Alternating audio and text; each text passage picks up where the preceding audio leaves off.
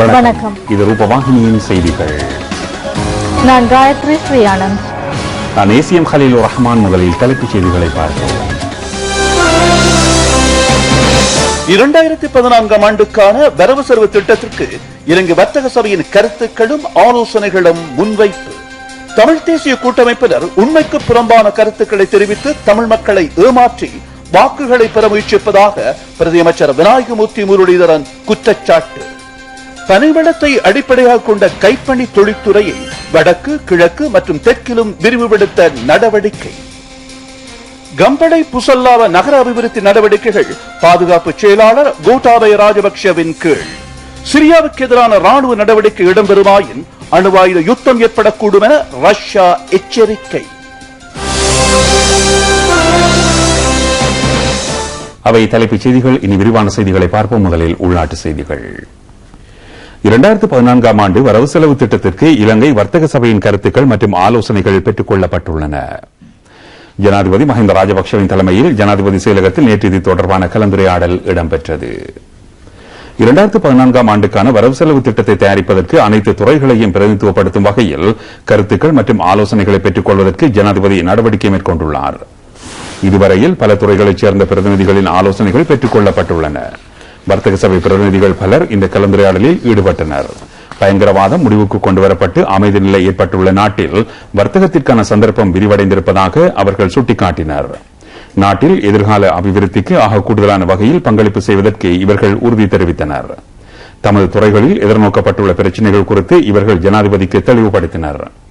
அமைச்சர்களான Basil Rajapaksa, Mahinda Yapa Abhiwardhana, Pavithra Wanniarachchi, Johnston Fernando, Vimal Weerawansa, Lakshman Yapa Abhiwardhana, நிதியமைச்சின் செயலாளர் கலந்தி B Jayasundara உள்ளிட்ட பலர் இந்நிகழ்வில் கலந்து கொண்டனர்.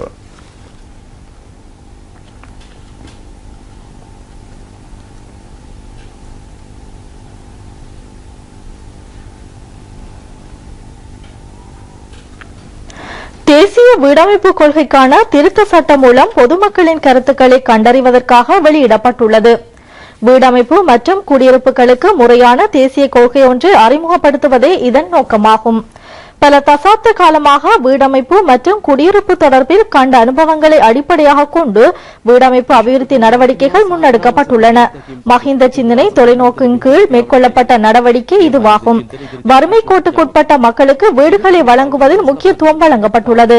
பிரச்சினைக்கான தீர்வு நடவடிக்கைகளும் திருத்த சட்ட மூலத்தில் உள்ளடக்கப்பட்டுள்ளன. உலக மக்கள் தொகையில் 10 கோடி மக்களுக்கு வீடுகள் இல்லை என்பது தெரிய வந்துள்ளது. இந்தியாவில் 63% நிரந்தர வீடுகள் இல்லை. பங்களாதேஷ், பாகிஸ்தான் போன்ற நாடுகளில் பெரும்பாலான மக்கள் வீடில்லாத பிரச்சினையால் பெரும் சிரமத்துக்கு உள்ளாகியுள்ளனர். சமீப காலத்தில் வீடமைப்பு திட்டங்கள் பெரும்பாலானவற்றை முன்னெடுத்த நாடு இலங்கையாகும். ஜனசவன திட்டத்தின் கீழ் நிர்மாணிக்கப்பட்ட வீடுகளின் எண்ணிக்கை 10 லட்சம் ஆகும். நமக்காக நாம் வீடமைப்பு திட்டம் படை வீரர்களுக்காக முன்னெடுக்கப்பட்டுள்ளது. வடக்கில் மீளக்குடியமர்த்தப்பட்ட பொதுமக்களுக்கு புதிய வீடுகள் நிர்மாணிக்கப்படுகின்றன. தேசிய வீடமைப்பு கொள்கை குறித்து மக்களின் கருத்துக்களை அறிவதற்காக www.housingpolicy.com என்ற இணையதளம் ஆரம்பிக்கப்பட்டுள்ளது. தற்போதைய வீடமைப்பு பிரச்சினைகள் தொடர்பிலான சவால்களை வெற்றி கொள்வதே அரசின் நோக்கமாகும் என்று அமைச்சர் விமல் வீரவன்ச தெரிவித்துள்ளார்.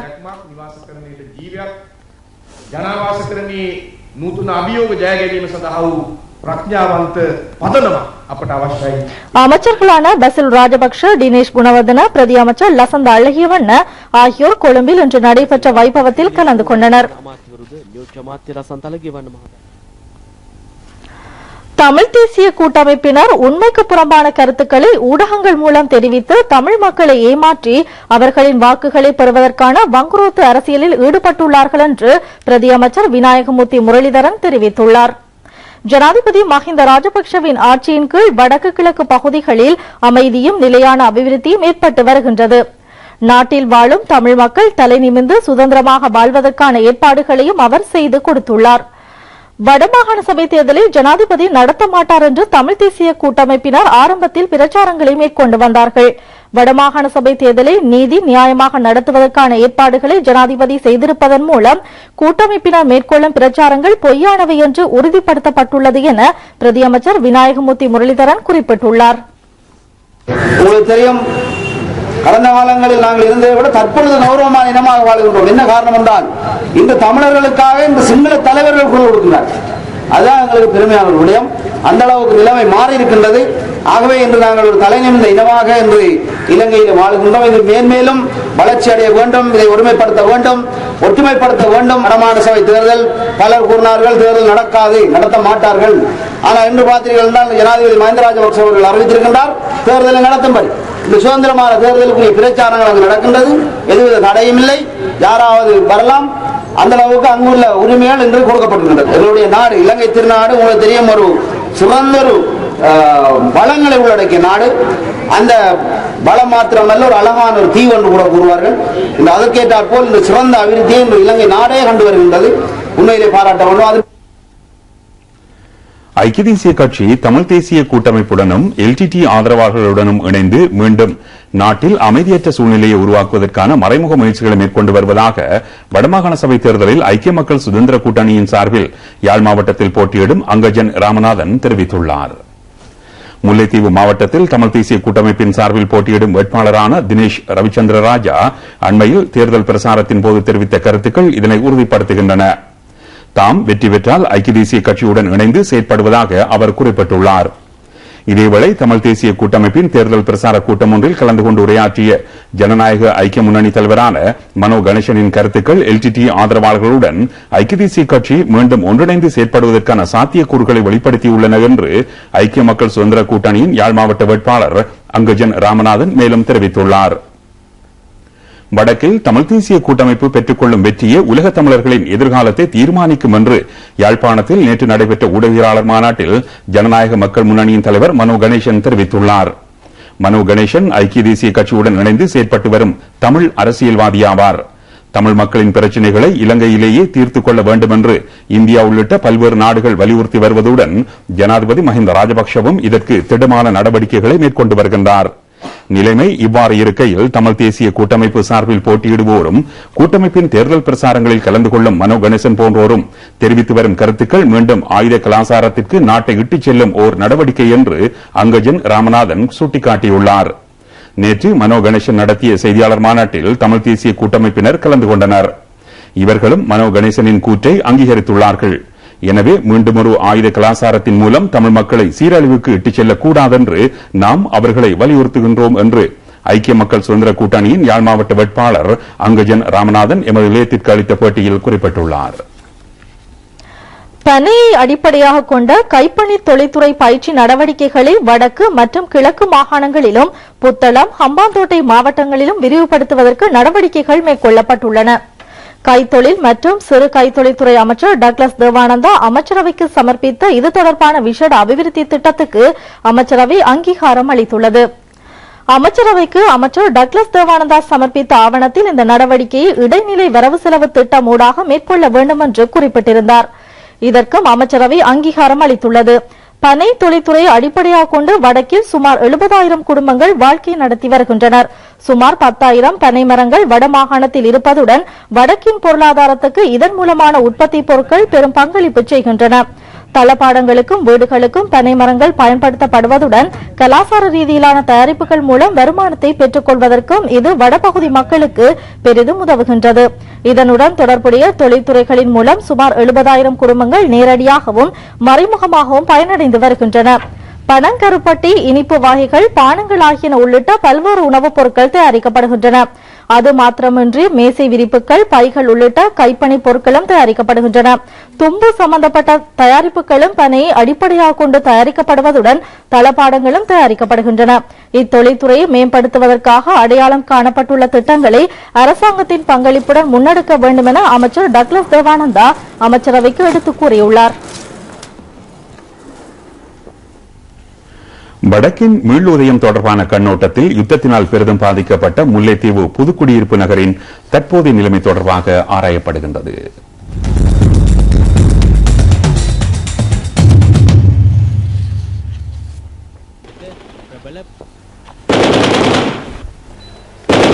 புதுக்குடியிருப்பு புலிகளின் பலம் பொருந்திய மையமாக விளங்கியது. புலி தலைவர்களின் வீடுகள், ஆயுத களஞ்சியங்கள், பயிற்சி முகாம்கள் என்பன அந்த நகரை கேந்திரமாக கொண்டு அமைந்திருந்தன. இதனால் புதுக்குடியிருப்பை கைப்பற்றுவது இராணுவத்திற்கு பெரும் சவாலாக இருந்தது. ගැනීම යුදහමුදාවට එදා වෙහෙසකර අභියෝගයක් වුණා. යුද්ධය නිසා උතුරු පළාතේ වැඩිම හානියක් සිදු වූ නගරය තමයි මේ පුදුකුටරිපු නගරය. அன்று நாம் கண்ட புதுக்குடியிருப்பு நகரம் இன்று துரிதமாக அபிவிருத்தி அடைந்து வருகின்றது. முன்பு கரடு முரடாக இருந்த பரந்தன் முல்லைத்தீவு வீதி தற்போது காப்பட் இடப்பட்டுள்ளது. பரந்தனிலிருந்து முல்லைத்தீவு செல்ல அன்று 3 மணித்தியாலங்கள் தேவைப்பட்டன. ஆனால் இன்று 45 நிமிடங்களில் பயண இலக்கை அடையலாம். வரலாற்றின் முதல் தடவையாக இந்த பிரதேசத்திற்கு தற்போதைய அரசு மின்சார வசதியை வழங்கியுள்ளது. எல்டிடியினரின் கட்டுப்பாட்டில் இருந்த போது அங்கு இருக்காத வர்த்தக நிலையங்கள், தொழில் நிறுவனங்கள் என்பன தற்போது புதுக்குடியிருப்பில் உள்ளன. பயங்கரவாதம் தோற்கடிக்கப்பட்டதன் பின்னர் இங்குள்ள மக்கள் சுதந்திரமாகவும் நிம்மதியாகவும் வாழ்கின்றனர். இவர்களுக்கான அடிப்படை வசதிகளும் செய்து கொடுக்கப்பட்டுள்ளன. முறையான சிவில் நிர்வாகமும் இடம்பெறுகின்றது. புதுக்குடியிருப்பு வைத்தியசாலை நவீன வசதிகளை கொண்டதாக தற்போது விளங்குகிறது.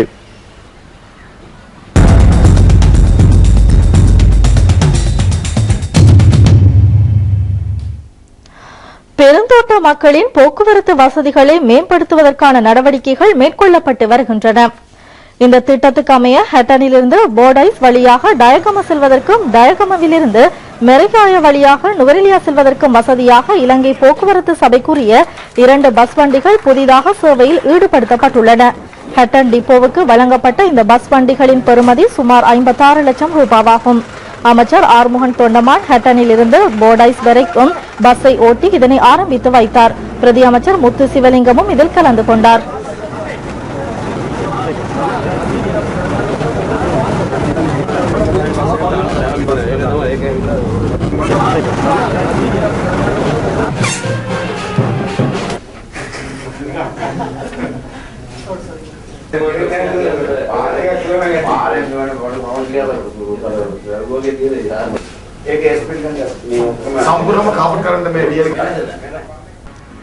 கம்பளை புசல்லாவ நகர அபிவிருத்தி நடவடிக்கைகளை பிரதமர் டி.எம். ஜெயரத்ன பார்வையிட்டுள்ளார்.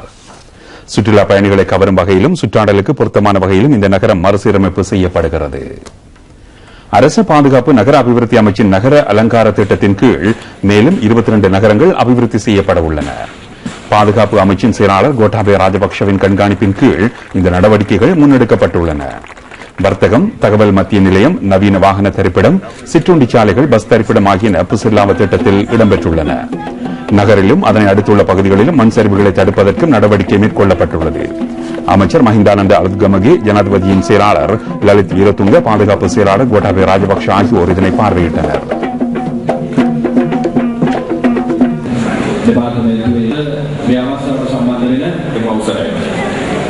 භෞතික සැලසුම් දෙපාර්තමේන්තුව අද නැත්නම් අපිට මේ තිබුණු පතක්වත් තිබිච්ච නැති පුස්සල්ලාව නගරය අද මේ විදිහට අපිට மட்டக்களப்பு மாவட்டத்தில் அபிவிருத்தி திட்டங்கள் பல பொதுமக்களிடம் கையளிக்கப்பட உள்ளன.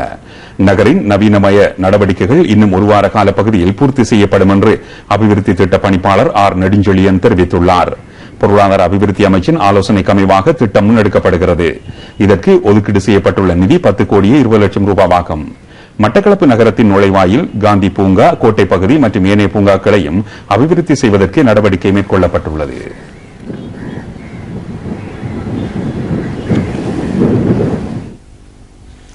வடமாகாண சபையின் ஏற்பாட்டில் கர்நாடக இசைக்கலைஞர் ஸ்ரீமதி சுதா ரகுநாதனின் இசைப்பாடல் கச்சேரி நேற்று நல்லூர் சங்கிலியன் தோப்பில் நடைபெற்றது.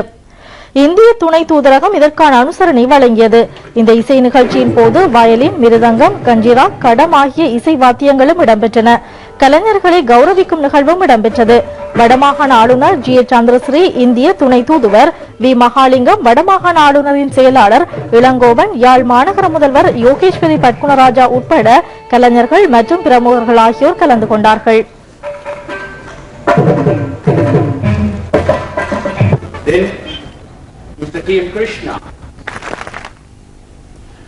குறுகிய அரசியல் நோக்கம் கொண்ட அரசியல்வாதிகள் சிலர் தங்களது சுயலாபம் கருதி தற்போது தமிழ் மக்களுக்கு பிரச்சினை என்று கூறிக்கொண்டு உண்மைக்கு புறம்பான அறிக்கைகள் பலவற்றை வெளியிட்டு வருவதாக மத்திய மாகாணத்தில் நுவரெலியா மாவட்டத்தில் போட்டியிடும் சோசியலிச மக்கள் முன்னணியின் இணைத் தலைவரும் வைத்தியருமான தேசமானிய K.R. கிருஷான் தெரிவித்துள்ளார்.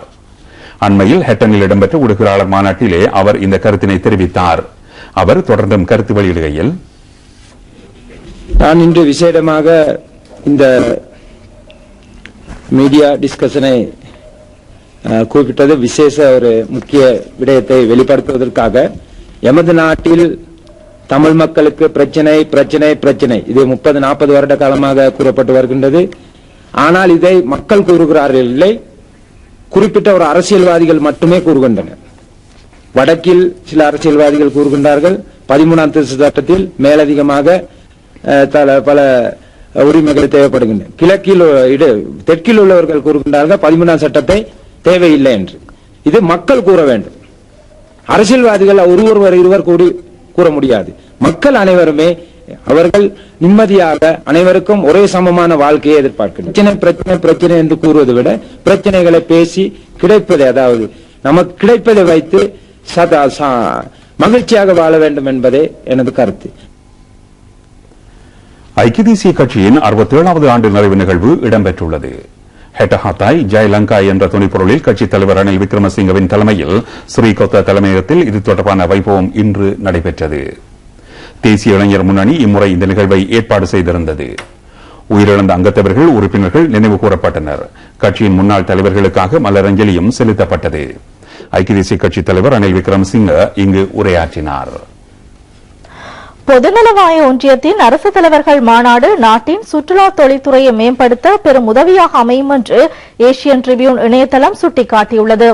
24 வருடங்களின் பின்னர் ஆசிய நாடு ஒன்று மாநாட்டுக்கு அனுசரணை வழங்கும் முதலாவது சந்தர்ப்பம் இதுவாகும்.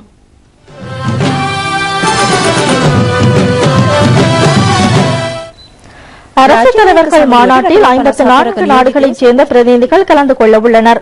எதிர்வரும் நவம்பர் மாதம் நடைபெறவுள்ள மாநாட்டை முன்னிட்டு வர்த்தகர்களுக்கான மாநாடு ஒன்றும் ஏற்பாடு செய்யப்பட்டுள்ளது. 1000க்கும் மேற்பட்டோர் இதில் கலந்து கொள்ள உள்ளனர். எல்டிடி பயங்கரவாதம் தோற்கடிக்கப்பட்ட பின்னர் நாட்டில் ஏற்பட்டுள்ள அமைதி சூழ்நிலைக்கு மத்தியில் இலங்கையின் பொருளாதாரம் துரிதமாக அபிவிருத்தி அடைந்து வருகிறது. சர்வதேச மக்கள் மத்தியில் சுற்றுலாத்துறைக்கு மிகவும் பொருத்தமான நாடு இலங்கை என்பது தெளிவாகியுள்ளது. இவ்வருடத்தில் உலகின் சுற்றுலாத்துறைக்கான 4 இடங்களில் முதலாவது இடத்திற்கு இலங்கை முன்னேறியிருப்பதாக பிரபல தி லோன்லி பிளானட் சுற்றுலா சஞ்சிகை சுட்டிக்காட்டியுள்ளது. நேஷனல் ஜியோகிராபி, CNN போன்ற ஊடக நிறுவனங்கள் உலகின் சுற்றுலாத்துறைக்கான உன்னதமான இடமாக இலங்கையை அடையாளப்படுத்தியுள்ளன. நீர்ச்சறுக்கல் போட்டிகளுக்கு மிகவும் பொருத்தமான 50 கடற்கரைகளை இலங்கை கொண்டுள்ளது. இவ்வாறான அடிப்படையை கொண்டிருக்கும் இலங்கையின் சுற்றுலா தொழில்துறையின் வளர்ச்சிக்கு பொதுநலவாய ஒன்றியத்தின் மாநாடு முக்கியமானதாகும் என்று ஏசியன் ட்ரிபியூன் இணையதளம் சுட்டிக்காட்டியுள்ளது.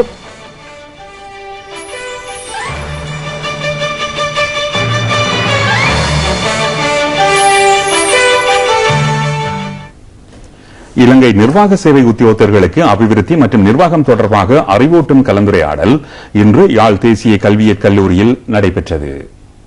கலந்துரையாடலுக்கு வடமாகாண பிரதம செயலாளர் விஜயலட்சுமி ரமேஷ் தலைமை தாங்கினார். இந்த நிகழ்வில் வடமாகாண ஆளுநர் GA சந்திரஸ்ரீ பிரதம அதிதியாக கலந்து கொண்டார். அவர் இங்கு கருத்து தெரிவிக்கையில் வடமாகாண சபை மூலமாக 8000 பேருக்கு அரசு சேவையில் நியமனங்கள் வழங்கப்பட்டுள்ளன. 7000 ஆசிரியர்களும் சேர்த்துக் கொள்ளப்பட்டுள்ளனர். 1000 தாதிமார்களையும் சேர்த்துக் கொள்ள நடவடிக்கை எடுக்கப்படும் என்று குறிப்பிட்டார். வடக்கில் தற்போது இடம்பெற்று வரும் அபிவிருத்தி செயற்பாடுகள் மற்றும் கலை கலாச்சார விடயங்கள் தொடர்பாகவும் கலந்துரையாடப்பட்டன. அரசு அதிகாரிகள் உட்பட பலர் இந்த நிகழ்வில் கலந்து கொண்டனர்.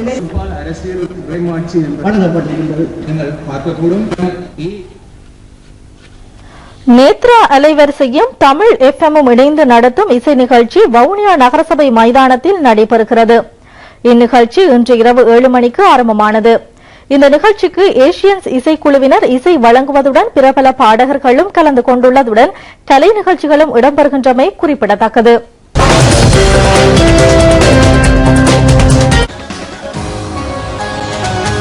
வெளிநாட்டுச் செய்திகளில் முதலில் சிரியா மீது அமெரிக்கா மேற்கொள்ள இருக்கும் ராணுவ நடவடிக்கை தொடர்பான செய்தியை பாருங்கள். சிரியாவுக்கு எதிராக ராணுவ நடவடிக்கை மேற்கொள்ளப்படுமாயின் அதனால் அணு ஆயுத யுத்தம் ஒன்று ஏற்படக்கூடும் என்று ரஷ்யா எச்சரிக்கை செய்துள்ளது. சிரியாவில் ரசாயன ஆயுதங்கள் பயன்படுத்தப்பட்டமைக்கான தடயங்கள் தம்மிடம் இருப்பதாக பிரிட்டிஷ் பிரதமர் தெரிவித்துள்ளார். சிரியாவுக்கு எதிராக தாக்குதலை மேற்கொள்வதற்கு அமெரிக்க செனட் சபை நேற்று அனுமதி அளித்துள்ளது. வெளிநாட்டு தொடர்புகளுக்கான குழு உறுப்பினர்களுள் 10 பேர் இதற்கு ஆதரவு தெரிவித்துள்ளனர். பிரேரணைக்கு 7 பேர் எதிர்ப்பு தெரிவித்துள்ளனர். இந்த பிரேரணை நிறைவேற்றப்பட வேண்டுமாயின் எதிர்வரும் வாரத்தில் நடைபெறவுள்ள செனட் சபை கூட்டத்தில் உறுப்பினர்கள் இதற்கு ஆதரவு வழங்க வேண்டும். கடந்த ஆகஸ்ட் 21ஆம் தேதி டமஸ்கஸ் தலைநகரில் மேற்கொள்ளப்பட்ட ரசாயன ஆயுத தாக்குதல் சம்பவத்திற்கு தமது அரசாங்கம் பொறுப்பல்ல என்று சிரிய ஜனாதிபதி பஷர் அல் ஆசாத் தெரிவித்துள்ளார். சிரிய அரசாங்கம் ரசாயன ஆயுதங்களை பயன்படுத்தியமைக்கு சரியான ஆதாரங்கள் இருக்குமாயின் அவற்றை ஐக்கிய நாடுகள் சபையின் பாதுகாப்பு பேரவையில் சமர்ப்பிக்குமாறு ரஷ்ய ஜனாதிபதி விளாடிமிர் புட்டின் மேற்குலக நாடுகளுக்கு சவால் விடுத்துள்ளார். மணிலாவில் பொது வைத்தியசாலையில் சிகிச்சை பெற்று வரும் புற்றுநோயாளர்களுக்கு சிரிப்பு சிகிச்சை அளிக்கப்பட்டு வருகிறது. இந்த சிகிச்சையின் மூலம் நோயாளர்கள் குணமடைந்து வருவதாக தெரிவிக்கப்படுகின்றது. சிரிப்பு யோகாவின் கீழ் இவர்களுக்கு பயிற்சிகள் வழங்கப்பட்டு வருகின்றன. யோஸ் ராய்ஸ் ஞாபகார்த்த வைத்திய மத்திய நிலையத்தில் நோயாளர்கள் ஆழமாக சுவாசிக்கக்கூடிய தொழில்நுட்ப முறைகள் பயன்படுத்தப்படுவதுடன் இந்த சிரிப்பு பயிற்சியும் ஒரு பகுதியினருக்கு வழங்கப்படுகிறது. இன்னும் ஒரு பிரிவினருக்கு சிரிப்பு பயிற்சி அளிக்கப்படுகிறது. யோகா நிறுவனத்தின் ஸ்தாபகரான பாலோ டினிடாட் இது குறித்து கருத்து வெளியிடுகையில் 10 நிமிடங்கள் நோயாளி சிரிப்பது நோயாளர்களுக்கு மருந்தாக அமைகின்றது என்று தெரிவித்தார்.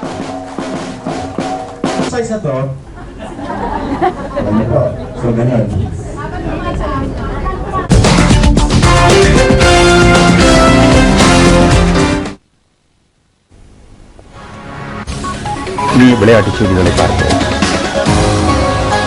இலங்கை ரூபவாகினி கூட்டுத்தாபனமும் தேசிய இளைஞர் மன்றமும் 29வது முறையாக ஏற்பாடு செய்துள்ள ரூபவாகினி கரப்பந்தாட்ட போட்டியில் வடமேல் மாகாணத்திற்கான இறுதிப் போட்டி குளியாப்பட்டி சில்ப மகளிர் வளவில் நடைபெற்றது.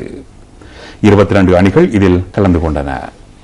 மகளிர் பிரிவின் இறுதிப் போட்டி மகாவெவ இளைஞர் விளையாட்டுக் கழகம் மற்றும் மாவட்டகம இளைஞர் கழக விளையாட்டுக் கழகங்களுக்கு இடையில் நடைபெற்றது. இதில் மகாவெவ இளைஞர் கழகம் வெற்றி பெற்றது. ஆண்கள் பிரிவில் கரப்பந்தாட்ட போட்டியில் 17 குழுக்கள் கலந்து கொண்டன. நாத்தாண்டிய தம்மிசர விளையாட்டுக் கழகம் வெற்றி பெற்றது. 2வது இடத்திற்கு மாதம்பை இளைஞர் கழகம் தெரிவானது.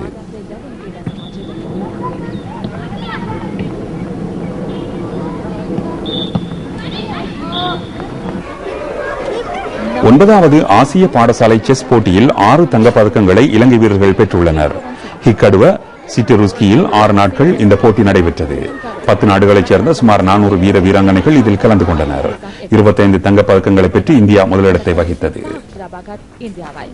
ශ්‍රී ලංකාව වෙනුවෙන් MKT චංකවී දිනති කුලතුංග රොෂන් නතාෂා තක්ෂලා ජයතිලක හිමාෂා දුලංජ ජයසේකර රන් පදக்கம் ලබා ගත්තා. இனி மீண்டும் தலைப்புச் செய்திகள். 2014ஆம் ஆண்டுக்கான வரவு செலவு திட்டத்திற்கு இலங்கை வர்த்தக சபையின் கருத்துக்களும் ஆலோசனைகளும் முன்வைப்பு. தமிழ் தேசிய கூட்டமைப்பினர் உண்மைக்கு புறம்பான கருத்துக்களை தெரிவித்து தமிழ் மக்களை ஏமாற்றி வாக்குகளை பெற முயற்சிப்பதாக பிரதியமைச்சர் விநாயகமூர்த்தி முரளிதரன் குற்றச்சாட்டு. பனைவளத்தை அடிப்படையாக கொண்ட கைப்பணி தொழில்துறையை வடக்கு, கிழக்கு மற்றும் தெற்கிலும் விரிவுபடுத்த நடவடிக்கை. கம்பளை புசல்லாவ நகர அபிவிருத்தி நடவடிக்கைகள் பாதுகாப்பு செயலாளர் கோட்டாபய ராஜபக்சவின் கீழ். சிரியாவுக்கு எதிரான ராணுவ நடவடிக்கை இடம்பெறுமாயின் அணுவாயுத யுத்தம் ஏற்படக்கூடும் என ரஷ்யா எச்சரிக்கை.